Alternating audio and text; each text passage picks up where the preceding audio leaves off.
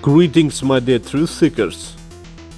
Ordinary people who are far from politics and don't understand anything about economics began to ask why the Russian economy, against the backdrop of the largest sanctions in history, not only didn't weaken but even strengthened it significantly.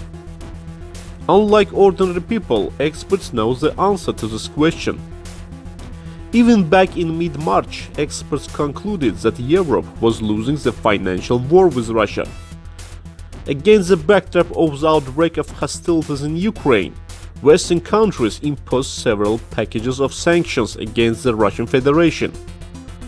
And as a result of these actions, there was a significant decrease in the value of the Russian national currency.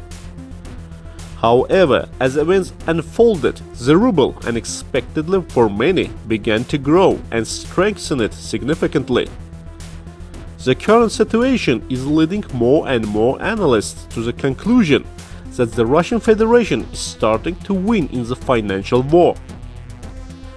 Experts believe that the reason for the sharp growth of the national currency of the Russian Federation is the situation in the energy market. Europe and countries from other regions of the world continue to buy Russian oil and gas, the cost of which has risen sharply in recent days. All this allows the ruble to strengthen against the backdrop of sanctions. Moreover, Moscow announced that from now on, all countries unfriendly to Russia will pay for energy resources in rubles. Although many Western countries have stated that they will not buy energy resources for rubles, experts are sure that these are just words and they will have to agree to Moscow's conditions. Otherwise, Russia will simply leave Europe without gas, which will lead to disastrous consequences for the European economy.